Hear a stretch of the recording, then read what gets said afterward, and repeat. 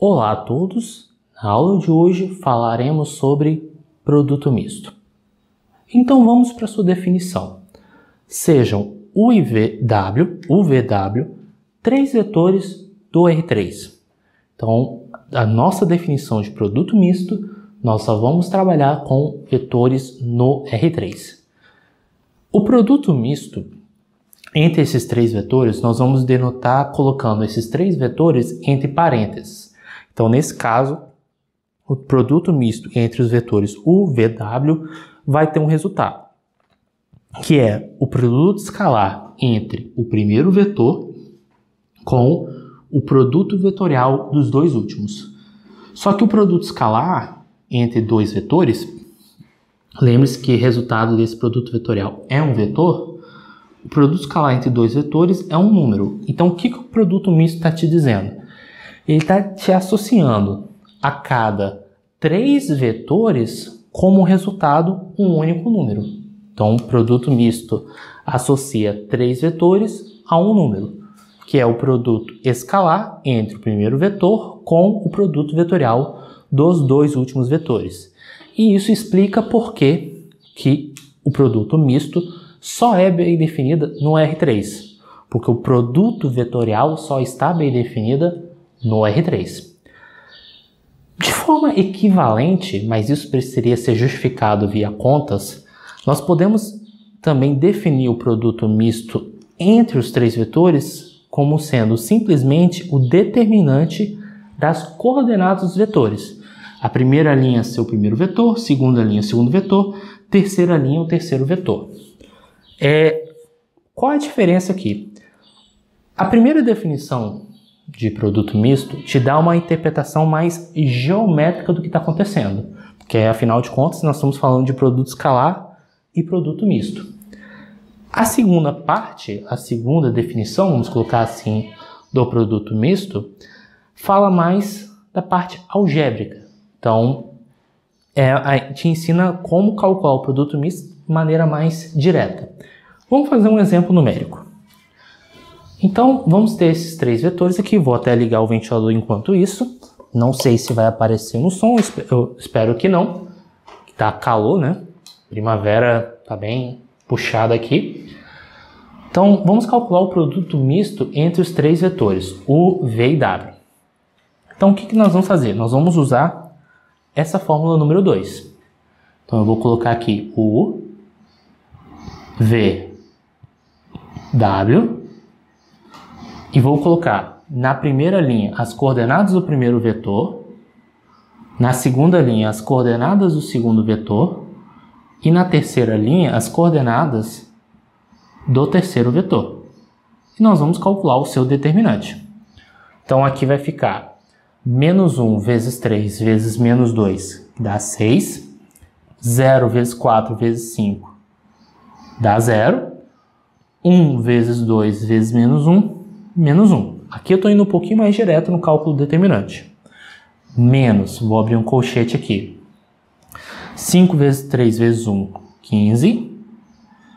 Mais, menos 1 vezes 4 vezes menos 1 dá mais 4. Mais, menos 2 vezes 2 vezes 0, 0. Se ficar complicado o que eu acabei de fazer, basta repetir essas duas primeiras colunas aqui e usar aquele procedimento que está lá na aula de determinantes. Então, continuando as contas, aqui vai dar 5, 6 menos 1, 5, menos, aqui vai dar 19, 5 menos 19, menos 14. Agora, será que a gente consegue entender melhor o que significa este número? É o que nós vamos ver agora. Então, nós vamos para a interpretação geométrica do produto misto. Relembrando, produto misto entre três vetores é o produto escalar entre o primeiro com o produto vetorial dos dois últimos vetores. Então, aqui eu construí os três vetores, né? O vetor V, o vetor W e esse vetor roxo é o vetor U. E aí, observe o seguinte. Aqui tem um produto vetorial V com W. Então, para construir o produto vetorial V com W, vou com esse pincel alaranjado construir aqui aí a gente usa aquela regra da mão direita. Eu vou esticar aqui de maneira desproporcional, só para vocês visualizarem melhor, mas esse vetor em laranja é V vetorial W. O nosso objetivo aqui é calcular o volume desse paralelepípedo. Vocês podem pensar que é como se fosse uma caixa, só que um pouquinho mais inclinada. E aí, como é que a gente calcula o volume desse paralelepípedo? O volume é a área da base vezes a altura. Bem, a área da base a gente consegue calcular sem muita dificuldade, porque nós temos aqui que a nossa base é um paralelogramo gerado pelos vetores V e W. Em outras palavras, nosso volume é igual. Bem, se é um paralelogramo gerado pelos vetores V e W, então a gente consegue calcular a área da base como sendo a norma de V vetorial W. E a altura? Bem, a altura seria essa medida que eu vou usar o azul mesmo. Seria essa medida aqui, prolongando perpendicularmente. Só que, se você considerar, por exemplo, θ sendo o ângulo formado entre os vetores laranja e roxo, na hora que eu pego essa altura aqui e projeto aqui, pego esse tamanho aqui e projeto aqui, o que nós sabemos é o seguinte: nosso objetivo é calcular essa medida aqui, que eu estou chamando de H, que é a nossa altura. Só que, se você pegar o H, vou marcar um ângulo de 90 graus aqui, H é o nosso cateto e a nossa hipotenusa é a norma do vetor roxo. Então, cateto adjacente sobre a nossa hipotenusa, o resultado é cosseno de θ. Cosseno de θ. Bem, agora é só passar a norma de U para o outro lado. Então a nossa altura será nada mais nada menos que norma de U vezes cosseno de θ. Bem, onde θ é o ângulo formado entre os vetores roxo e laranja, ou seja, é o ângulo formado entre os vetores U e o V vetorial W. Mas vamos relembrar um pouco. Aqui eu estou levando em consideração que o V vetorial W está apontando para cima, né? Mas nada impede de você ter invertido a ordem. Ao invés de você V aqui, W aqui, V aqui, e você apontar o vetor para baixo. Mas o paralelepípedo ainda está para cima. Então, para você contornar isso, o que a gente pode fazer? Colocar o módulo no cosseno de θ. Que são argumentos similares àquela aula da projeção ortogonal. Porque se você inverter o sentido aqui, o que vai acabar acontecendo? Você vai ter que trabalhar um pouco com a trigonometria, mas aí é basicamente você trabalhar com o cosseno do complementar. Na verdade, seria o cosseno do suplementar. Mas, enfim, de qualquer jeito é um pouco de trigonometria. Então, seguindo em frente, o nosso volume também pode ser visto como módulo da norma de V vetorial W multiplicado pela norma de U vezes cosseno de θ. Ou seja, esse módulo passar para essa expressão toda. Só que se vocês observarem que está escrito aqui, norma de um vetor vezes norma de outro vetor vezes o cosseno formado entre eles. Ué, mas isso é o produto escalar.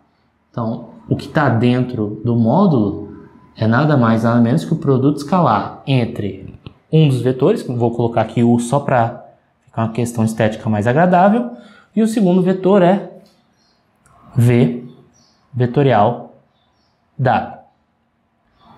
Mas se a gente observar direitinho, isso nos permite concluir que, se você desejar calcular o volume do paralelepípedo gerado pelos vetores V, W e U, é nada mais nada menos que você calcular o módulo do produto misto entre os vetores.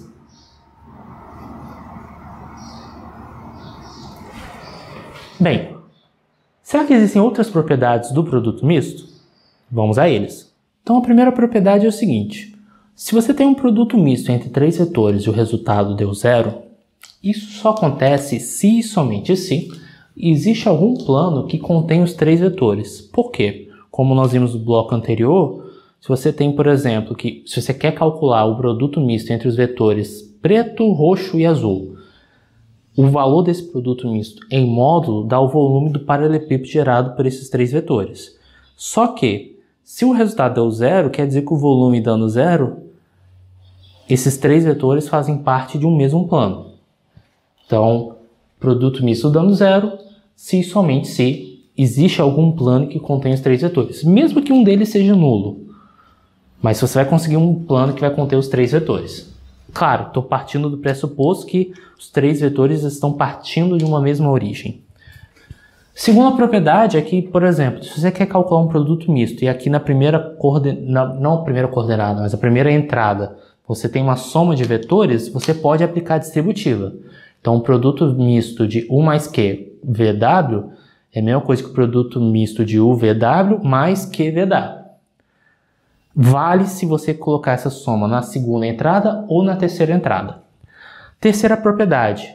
O que vocês percebem aqui? Que eu mudei a ordem. Aqui o U era o primeiro, V o segundo, W o terceiro. Inverteu a ordem, botou o V primeiro e o U depois, o resultado muda o sinal. Então sempre quando você inverte a ordem de alguma das 3 parcelas, o sinal do produto misto se altera, que é similar à justificativa daquele no determinante de matriz 3×3, né? Sempre quando você tem uma troca de linhas, o resultado do determinante da matriz é uma troca de sinais.